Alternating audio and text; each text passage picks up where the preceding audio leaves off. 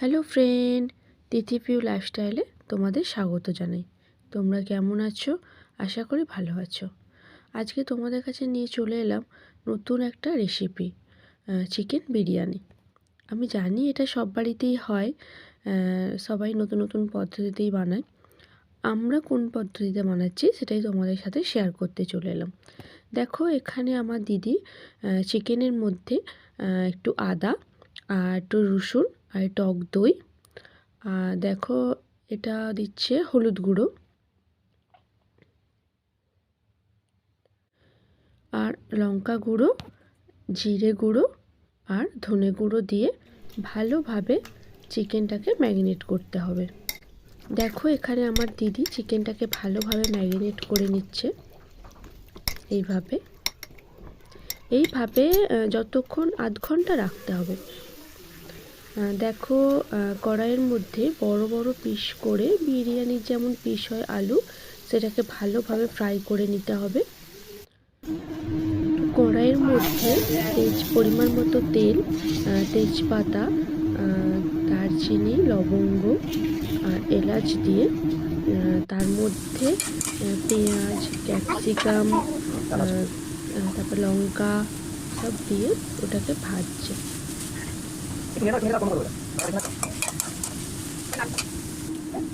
তার মধ্যেই দেখো, এখানে ফুটন্ত গরম জলের মধ্যে একটু তেল, এলাচ, দারচিনি, লবঙ্গ আর তেজপাতা দিয়ে বিরিয়ানির যে চালটা আছে সেটা গরম জলের মধ্যে দিয়ে দিল। এবার চলো ভাতটা হয়ে যাক, হোক, আর আমরা এখানে চিকেনের যে মশলাটা কষে নিই। দেখো, এখানে আমার দিদি চিকেনের যে মশলাটা আছে, মানে পেঁয়াজটা ভাজছে, তার মধ্যে দেখো একটু রসুন দিয়ে দিল। এখানে রসুনের পরিমাণটা একটু কমই দিয়েছে, কারণ ম্যারিনেটেতে চিকেনে রসুন দেওয়া আছে তাই। তো দেখো, এখানে আবার টমেটো দিয়ে দিল, টমেটোর উপর একটু লবণ ছড়িয়ে দিল যাতে টমেটোটা তাড়াতাড়ি গলে যায়। টমেটোটা গলে আসলে এখানে এবার দেওয়া হবে আদা।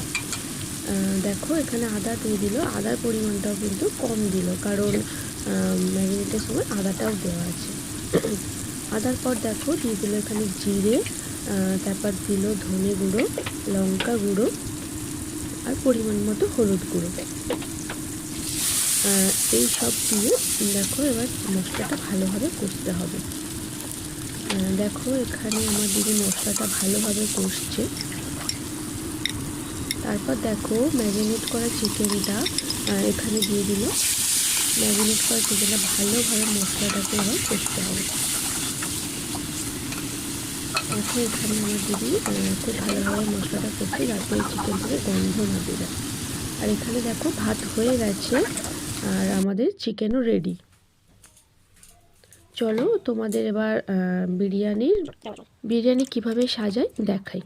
চলো, এখানে দেখো এক বাটি দুধের মধ্যে এক ছিপি কেওড়া জল আর এক ছিপি গোলাপ জল, আর এটা দেখো এটা দিচ্ছে তোমার আতর দিয়ে ওটাকে ভালোভাবে মিক্সড করে নিচ্ছে দুধের মধ্যে। দেখো, তারপর একটা পাত্রে, মানে যেটা তুমি বিরিয়ানিটা আর কি বানাবে, তার মধ্যে দেখো এখানে ঘি মিশিয়ে নিচ্ছে এই হাঁডিটাতে। তো তোমরা ঘিয়ের পরিবর্তে এখানে সাদা তেলও ইউজ করতে পারো। অনেকেই আছে যারা ঘি ইউজ করে না, মানে খেতে ভালোবাসে না, তারা তারা সাদা তেল ইউজ করতে পারো। দেখো, এখানে প্রথমে নিচে ঘি বলিয়ে নিল যাতে ধরে না যায়। তার উপরে দেখো দিল ভাত, সেদ্ধ করা ভাতগুলো, বিরিয়ানি। তারপর দেখো দিয়ে দিল ওপরে একটু বিরিয়ানির মশলা।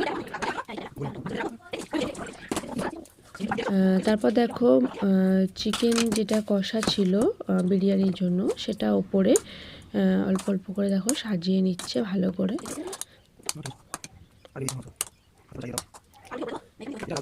এইভাবে চিকেনটাকে সাজিয়ে নিতে হবে। তার উপরে দেখো আরও দুটো বিরিয়ানির যে ভাত, সেটা আরও দুটো দিয়ে দিল। আমার দিদি এখানে যে বেরেস্তাটা ভেজেই রেখেছিল পেঁয়াজে, তো ওটা দিদি ওপর থেকে ছড়িয়ে দিল। তারপর দেখো ভেজে রাখা আলুটাও সেটাও দিয়ে দিল। তার উপরে অল্প ভাত দিয়ে এর ওপরে বিরিয়ানির মশলাটা দিল, তার উপরে ওই মিক্সড করা দুধটা ওটাও দিয়ে দিল।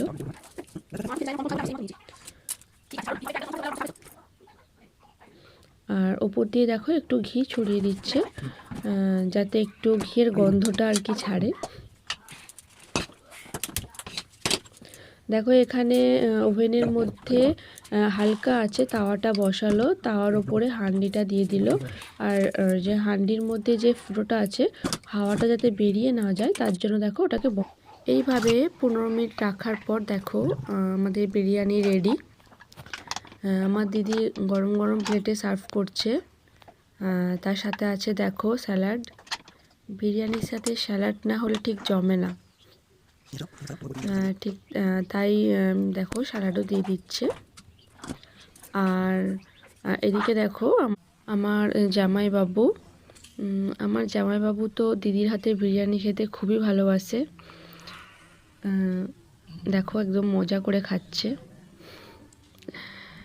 ঠিক আছে ফ্রেন্ড, যদি ভিডিওটা ভালো লেগে থাকে তাহলে লাইক অ্যান্ড সাবস্ক্রাইব করে দিও। আসছি নেক্সট ব্লগের সাথে। ভালো থাকো, সুস্থ থাকো, টাটা।